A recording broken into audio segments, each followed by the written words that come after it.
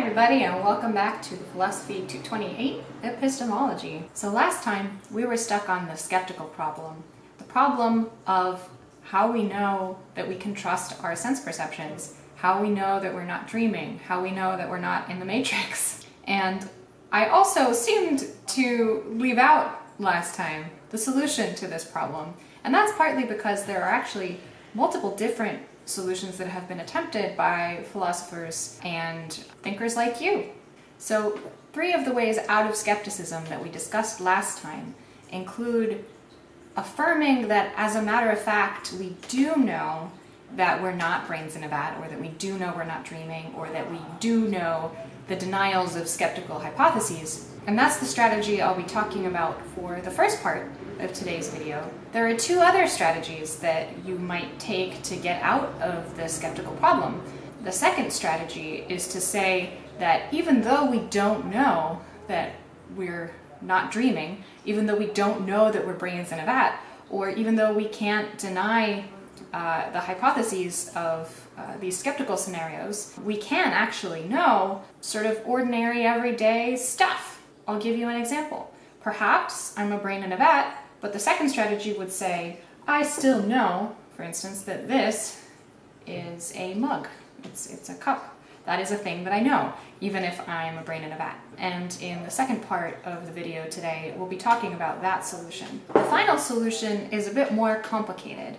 The final solution basically wants to have the cake and eat it too. It wants to be able to say, yeah, if we're considering skeptical scenarios, then we don't know basic ordinary things. But it also wants to say that we do know basic ordinary things. How do we get to have that? Stay tuned and we'll talk about that in the third part of the video. So it's gonna be a doozy. One way out of the problem of skepticism is to say, no, actually, yeah, I do know that I'm not a brain in a vat. I do know that I'm not dreaming. I do know ordinary things. One philosopher who has taken this strategy is the British philosopher G.E. Moore.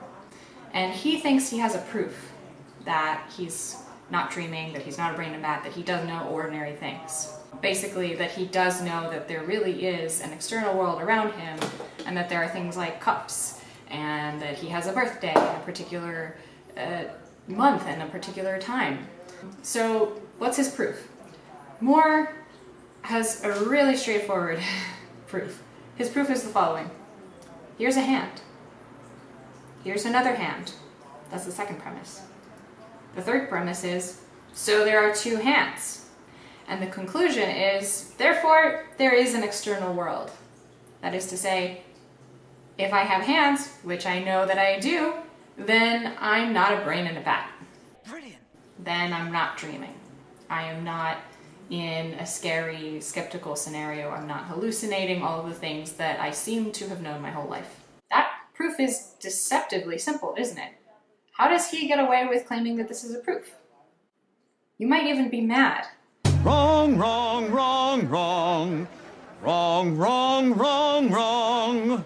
If it's that easy, then what's the point of doing philosophy? Like, why do you need this long video to explain why Descartes is wrong, or why Zhuangzi is wrong? Why can't you just say, oh, I have hands, so philosophers are dumb? That seems to be his strategy at first glance, doesn't it? Well, the thing with Moore is actually that proof is one of many different proofs that he thinks he could give for the external world existing as we perceive it. He could have also said, here's a cup, therefore there's an external world. That seems to make his proof even more suspicious in a way, right? Because there's like a million proofs then I can automatically give. Like, oh, I have hair on my head, therefore there's an external world. I have a shirt on, therefore there's an external world. And that's exactly right. That is what Moore thinks is true. I think it's brilliant. He thinks that you can give all of these proofs for there being an external world. So Moore's strategy isn't so much to emphasize his particular proof, the one using his hands. His strategy is actually kind of a meta-strategy. His meta-strategy is to say, I can show you why this proof is actually a good proof, why it should count as a proof. And that's sort of where the crux of his argument is. The crux of his argument isn't so much in the claim, that he has hands, but in the claim that he knows that he has hands. Here's how Moore shows that his proof is a perfectly rigorous proof. That's on the basis of 3 separate points. First of all, Moore says, the conclusion of my argument follows from the premises that I've given. So it follows from my having a hand here, and there being 2 hands, that there is a world outside of my mind. Okay, that's his first claim about his argument. Secondly, he says, the premises are not the same as the conclusion.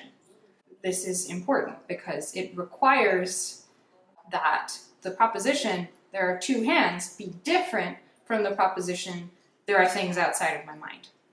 It requires that the proposition, here is a hand, is different from the proposition, there are things outside of my mind. That might end up getting a little tricky for him. The third thing that Moore's proof requires, if it's going to be a good proof, is that Moore knows the premises of the proof. If you remember from last time, we mentioned that sound arguments are ones where the premises are true and the argument is valid. So let's suppose Moore's argument is a valid argument, then the only other thing that we need is that the premises are true. So he needs to be able to know the premises of his argument. And Moore thinks he does. Moore thinks he knows here is a hand.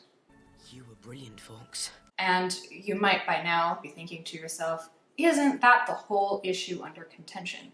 Isn't the contention that if we're brains in a vat, then we actually don't know here's a hand, right? That here is a hand, that I have a hand, that I have hands at all, that the things that I'm seeing are really there. And Moore is aware that this, for many people, is the crux of the issue. But he thinks his proof is just about as good as any other. So let's deep dive into exactly where this intractable problem gets someone like Moore and someone like Descartes to clash, and how it is that Moore thinks he can assert things like, I have hands, and I know that I have hands, and the proof that there's a world outside of my mind on the basis that I have hands is a very good proof.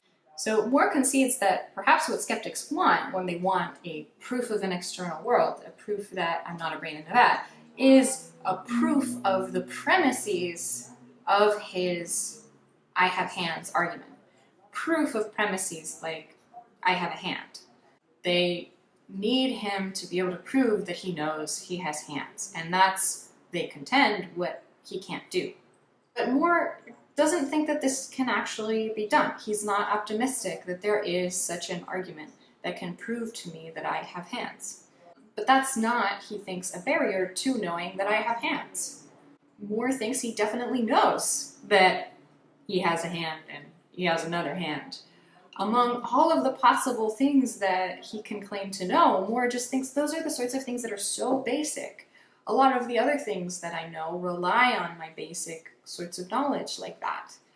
Maybe I can't even get going in thinking about skeptical hypotheses unless there are common sense, everyday beliefs that I have that are true, or that at least I grasp, you know?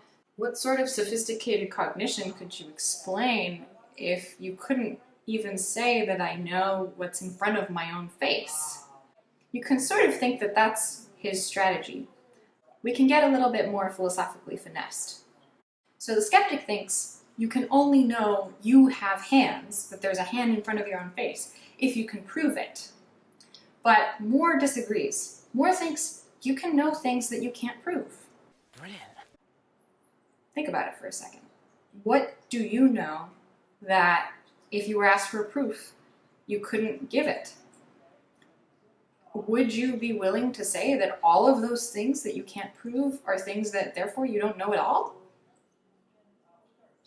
Probably over 90% of the things that you believe are things that you don't have proofs for. Maybe you heard them from someone else, right? Think about something as simple as you come home and you ask where one of your family members is. You say, oh, hey, where's my brother? And maybe your mother tells you, oh, he's in the yard. He's mowing the lawn. That's a piece of information your mom has given you. But do you have proof? No. all that you have is a piece of testimony. It's your mother telling you that your brother's outside. But in most regular cases, we take that as perfectly good justification for believing or even for knowing that your brother is mowing the lawn. Most cases are not cases in which people are lying to you and keeping information from you. Most cases in which people make ordinary everyday statements like that are ones in which you can believe what they say because what they're saying is true. Similarly, there's lots and lots of things that are so basic to your day-to-day life that you don't take the time to question them, and they're fairly reliable beliefs. So I rely on my knowledge that I have hands every day in my own case. I need hands in order to do things like make coffee in the morning or set up, my computer setup. If I weren't assuming all the time that I have hands, then I would have to take some very different strategies to achieve all of those things that I want to do. And some people do have to find alternative strategies to do these things. But my point is, for me, my knowledge that I have a hand is so basic that I don't think about it a lot. Even as a philosopher, I just sort of take it for granted. And my taking it for granted hasn't brought me any problems so far.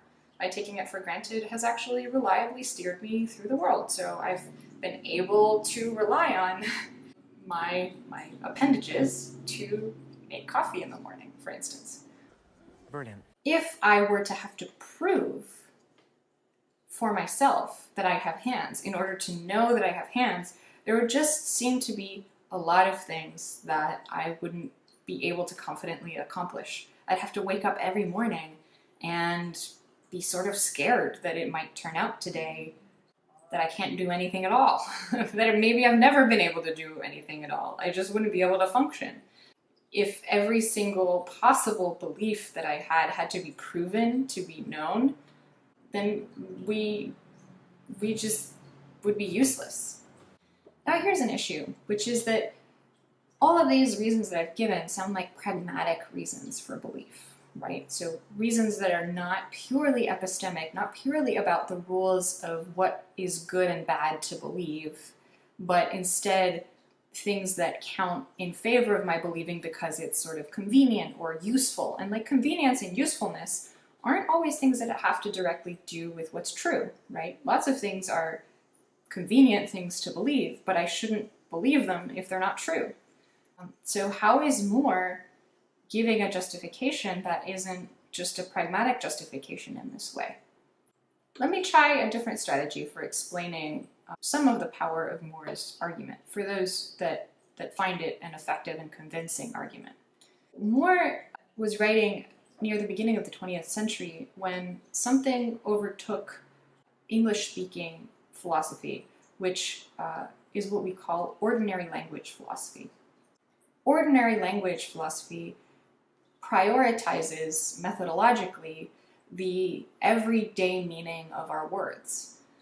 There was this philosophical issue that had arisen at this time, which is that a lot of academic institutions had been overrun by these sort of wacky metaphysical systems, like beliefs that everything around me is just unreal, or it's illusory. Everything around me is actually in my own mind. Maybe I'm the only one that exists in the world.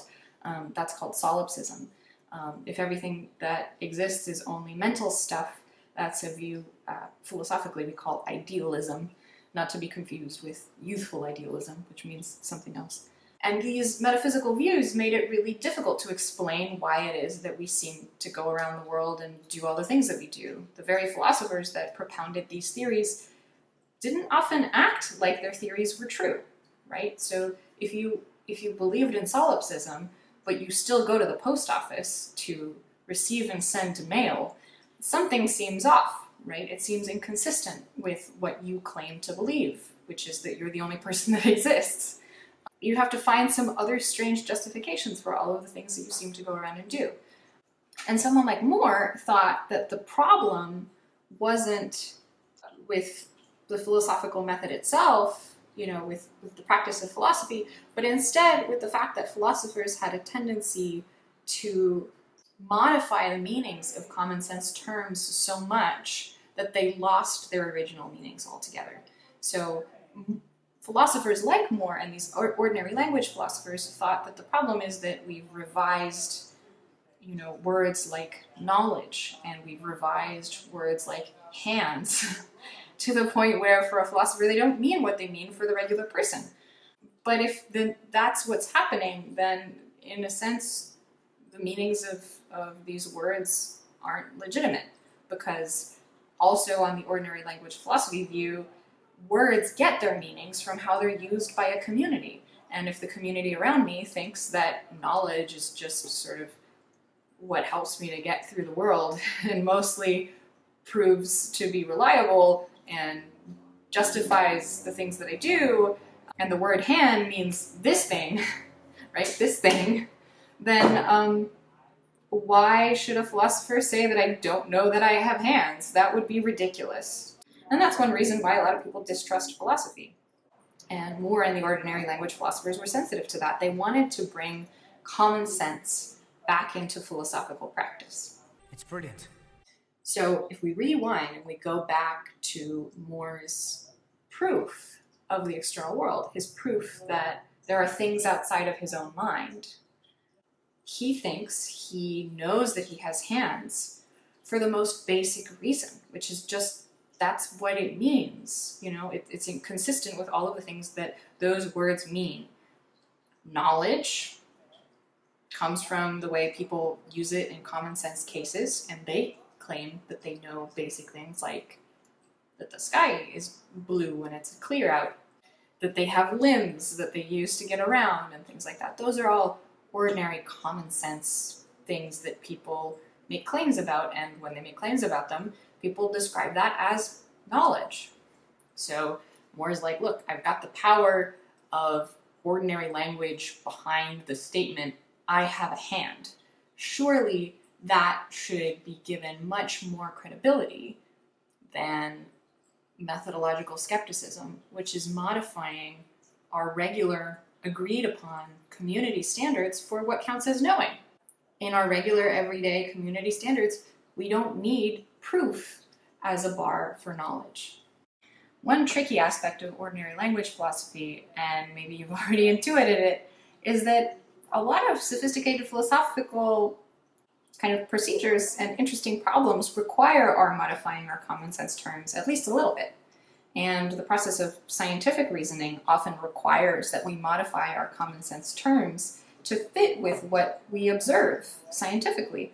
And it's just the same in philosophy. If a particular concept turns out to have 30 different meanings attached to it, and it makes it impossible to solve a philosophical problem, then one thing we can do as philosophers is say, okay, we're going to narrow the meaning of this term for the purposes of this particular problem, and we'll fix the meaning of the term there and specialize it to help us get out of that issue.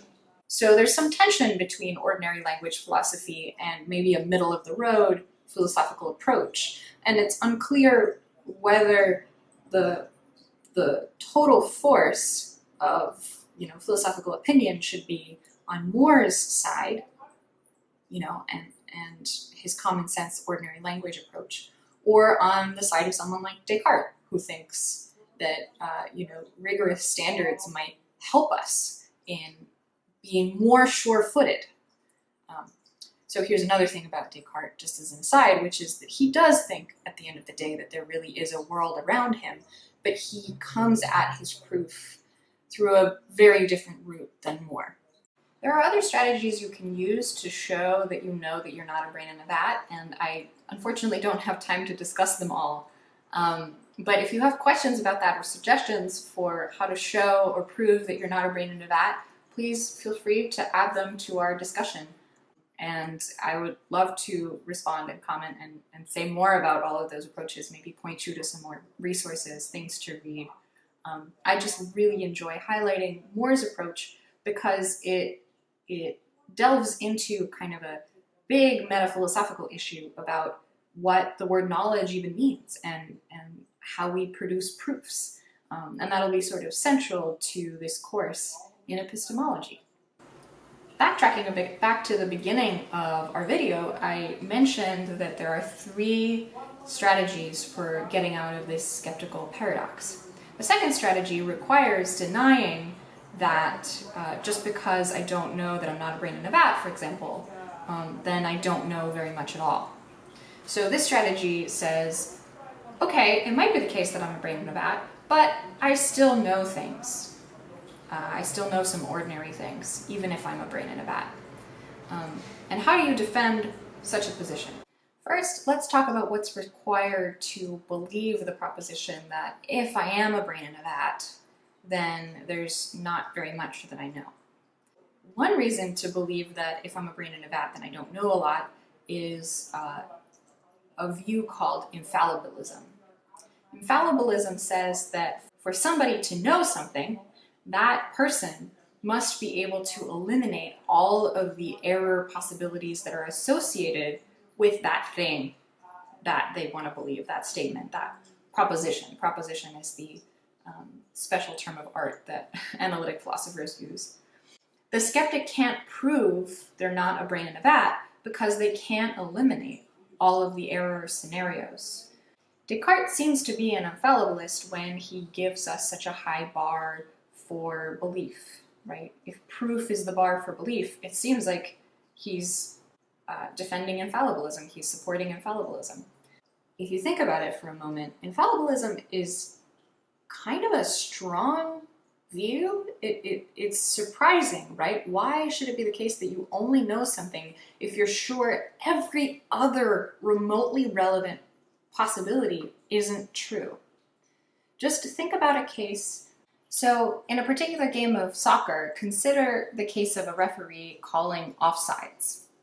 So suppose that an offensive player is running toward the goal and he kicks the ball to another offensive player and the referee says that was offsides. That is, it was passed to a player that was already past one of the defensive players. The problem is it's supposed to give the offensive team an unfair advantage. So offsides is a rule that's used to keep the game fair. But it's a pretty tough call to make for a referee, whether or not they're close to the action, whether a player is slightly ahead of another can make an enormous difference. And it just feels like there are very broad possibilities in which, had things been slightly different, then the ball wouldn't have been offsides, and that would have been the wrong call. Nonetheless, it seems possible for a referee to successfully judge that a ball is offside, even if it's a close call, right? There are many correct close calls in the history of soccer. There's also many incorrect close calls in the history of soccer, but it seems plausible that a good referee would have a fairly high success rate at these types of calls. And even though there were many nearby possibilities that they couldn't eliminate entirely, that doesn't mean that they didn't get it right when they did get it right, and that they didn't know that the ball was offside when they do manage to get it right. Why just say that anytime a ref is calling something that it's a guess? I mean, I suppose there are people who really hate referees, but it is a profession, and you can be quite good at being a referee, or you can be quite bad at being a referee, and it just seems like if you're good at being a referee, it must be because there are some things that you know, like when a ball is offsides. Brilliant. So if you think that a referee can know when a ball is offside, or be wrong about when a ball is offside because, they made a bad call, then you're making a distinction between referees that do know and referees that don't know. It seems like you would have to deny infallibilism. If that's true, then you're a fallibilist. If you're a fallibilist, then you think that knowledge doesn't guarantee that someone can eliminate every relevant alternative possibility as something that happened. So Moore is someone who's not an infallibilist. He thinks that our knowledge claims don't need to be that demanding. Another philosopher who agrees with Moore is the Indian philosopher Gangesha. And apologies, I'm definitely not pronouncing that the way that a native speaker would. Gangesha was an Indian philosopher of the Nyaya school, and he argued about half a millennium before G.E. Moore that the skeptic's argument is self-refuting. Gangesha is someone we call a coherentist, which is someone that thinks that we can keep a particular belief if it coheres with or agrees with all of our other beliefs. And for a coherentist about truth, things are true just in case they cohere with our beliefs. Gangesha offers the following justification for thinking that knowledge isn't infallible. Regularly, we use all sorts of beliefs, we rely on all sorts of beliefs which have a reliable or a pragmatic use, like for example, they allow me to make coffee in the morning, in order to act. And usually we would only reject a belief that is pragmatically useful or reliable if it doesn't cohere with the other beliefs that we use and rely on. Think about it for a second. If we rejected beliefs that did cohere with our regular beliefs, or even worse, rejected beliefs on which we relied for our regular beliefs, our regular actions would cease to make sense, right? So if I rejected the belief that I have hands on the basis of a brain in a vat argument, then the action of my going to get coffee in the morning would become completely irrational. So my belief that I have hands coheres with a lot of my other beliefs, like that I have a body, that I have, in my case, 4 limbs, that I am a human person. Brilliant. If I rejected the belief that I have hands, even though it coheres with all of my other beliefs, then all my other beliefs would similarly just seem kind of irrational. If I rejected the belief that I have hands, but not the belief that I have legs, then a lot of my actions would just not make sense. Given these two considerations, Gangesha concludes that the skeptic hasn't given us good enough reason to reject our ordinary beliefs. If our ordinary beliefs cohere just fine with all of our other beliefs, why accept this new possible belief that we could have, namely the belief that none of our beliefs, or very few of our beliefs, are true, if it clashes with all of the other beliefs? We already have this like harmonious set of friendly, ordinary beliefs. Why let a new one ruin the party for everybody? All right, so infallibilism is one reason why you might have believed that if I don't know that I'm not a brain in a vat, then I don't know very much. Another reason why you might believe that if I'm a brain in a vat, then I don't know very much is called closure, the closure principle. So I'll put the closure principle a little technically, and then I'll give you a concrete example to help us understand it. So the closure principle says that if somebody knows a proposition, call it P, give it a name, P is its name, and the person knows that the proposition P entails a different proposition Q, so if P then Q, and an agent knows P, and an agent knows if P then Q, then closure says an agent also knows Q. So to give you an example, I know that snow is made of water, it's made of ice. And it follows from snow being made of ice that snow is made of water. So if I know that snow is made of ice, then I know that snow is made of water, therefore I know that snow is made of water. That's closure. She's brilliant. Closure applied to the brain in a vat case would tell us that if I don't know I'm a brain in a vat, I don't know that I'm sitting in this room right now. I don't know that I have hands. That's just what closure tells us. So someone who wants to resist skepticism might deny closure. They might say something like the following: the presuppositions required for me to say that I'm in this room right now are just less stringent than the ones that are required for me to say that I'm not a brain in a vat. The brain in a vat scenario is kind of irrelevant, we might say, to whether I know that I'm in this room. And someone's like, oh, but wait, how can you say there's a coffee cup here, when a guest asks for one, if you don't even know you're not a brain in a vat? And I might be like, look, dude, this is a dinner party. That's sort of not relevant right now. Well, brilliant. Put it another way. Someone who wants to deny closure might say, what is the evidence that supports that I don't know that I'm in the room right now? Is the thought experiment that I might be a brain in a vat evidence? Is it evidence that counts against my not knowing that I'm in this room right now? It just seems odd that a thought experiment would function as that sort of epistemic support, right? A thought experiment is something that I'm imagining in a hypothetical scenario. How can a hypothetical scenario be evidence that something I think I know might not be true? Perhaps the requirements for debunking certain kinds of knowledge claims are just higher. So in summary, so far we've shown one strategy, the Morean strategy, for showing that maybe I do actually know I'm not a brain in a vat because I know regular ordinary propositions like that I have hands. And I've also discussed two strategies for denying the second claim of our paradox, which is that if I don't know that I'm not a brain in a vat, then I don't know very much at all. And those two strategies are denying infallibilism, which is setting a very, very high bar for knowledge, or secondly, denying closure, which says that I know anything that's jointly entailed by two other things that I know.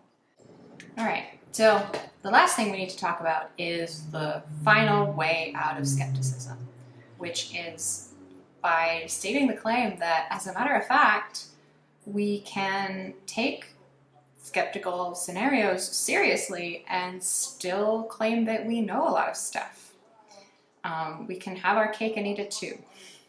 And how do we get that strategy? Well, surprising no one, the other way out is also often thought to be through philosophy of language. There's this view called contextualism. Contextualism says that what counts as true among the things that I say depends on the context. And we don't just mean sort of the simple way in which, right now it's true to say, as I'm filming, that it's 3 p.m. in the afternoon on a Friday. We also say, if we're contextualists, that every statement is contextually dependent on being true, not just statements that involve words like here, now, I, right, which change their meaning depending on the speaker. Those are indexicals that make those statements mean different things depending on who says them and when they say them. Basically, every sentence in natural language, according to contextualists, has to have particular conditions in the environment of the speaker in order to be true. Hi everybody, so in editing this video I definitely realized that it's already a little bit too long, and we do have a whole day set aside in the future for talking about contextualism. So stay tuned. I promise that we will deal with this issue because it's kind of a big topic, but I'd rather wait until we get to read Jason Stanley's paper on contextualism. So that's it for this video today. We'll keep talking about skepticism in class. See you soon!